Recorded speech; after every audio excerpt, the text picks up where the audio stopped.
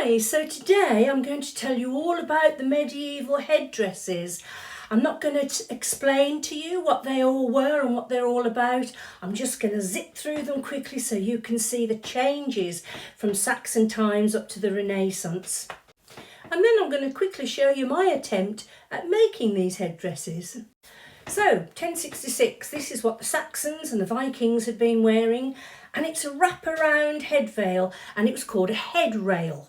This is my Saxon lady with her head rail. So 1087 to 1100, this was called a couvre-chef or coverchief, and it has a little gold circlet or filet on it. And this is my couvre-chef. 1100 to 1155. Veils seemed to go out of fashion, well, particularly for unmarried women, and these long plaits came into fashion with gold circlets or fillets, and they were often made with false hair braids, horsehair or even human hair.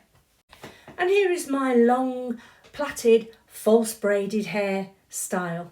So men's fashion at this time was sort of basic, sort of just hair hats, and they didn't change as often as women's fashion, so they were here for quite a while.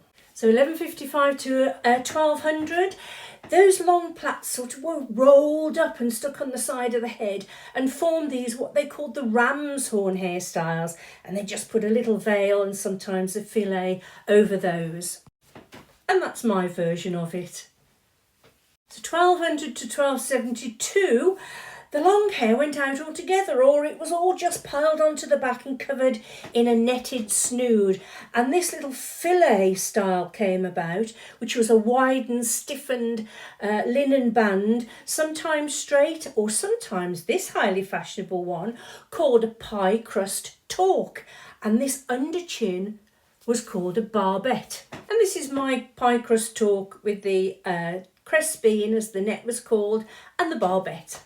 So we're talking 1272 to 1307, and the men started to develop this hood style with a neck collar, and it had like a little tube coming down the back called a liripipe. And here's my man's hood with his liripipe down the back. I don't really know what that was for, to be honest. Now, the next style for the women, we've still got these ram's horn hairstyles at the side, but long veils seemed to go out, but there was this wimple style veil that came up under the chin and up across the hairline. Like this was called a gorget wimple veil. Just came up, there was no veil at the top, but a decorative band went round the top. Okay, so married women were now definitely covering their hair, and you can see this servant, she's wrapping this lady's hair round into these ram's horns, but she's covering it with something called crespinettes. And these was called reticulated hairdresses because the word comes from the Latin word for reticulum, which meant wire fretwork or gold work. And now you can see the torque on there is very decorative, and this is my version of the old crespinette style.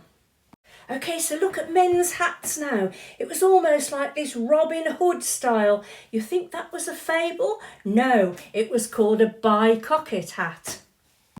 And here's my version of the bicocket hat. Okay, so the reticulated hairdress started to come in different shapes, and this tube style shape down the side of the face was almost framing the face, and these were called templars or tubular cauls. And we're now talking 1330 to about 77, my version.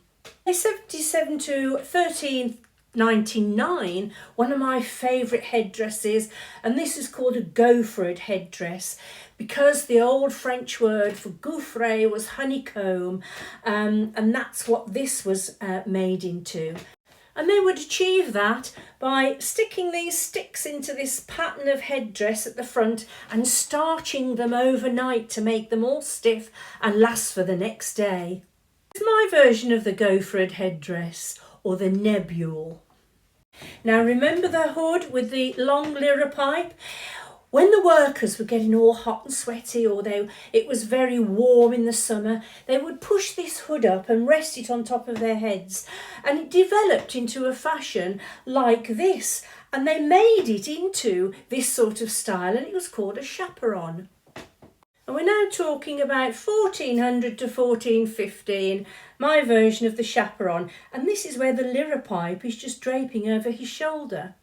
Okay, so the lady's cause, the reticulum, was now turned into a different style, and this was called the horned headdress. This was about 1415 to 1422, and it was scandalous at the time. People were saying they're pointing to the devil. So 1422, about 1460, men's hats just lost all this fussy liripipe and this big coxcomb that was on the top of their head, and it just developed into a nice little muffin cap, as they called it. And so here is my man, and he's actually holding his muffin cap very proudly.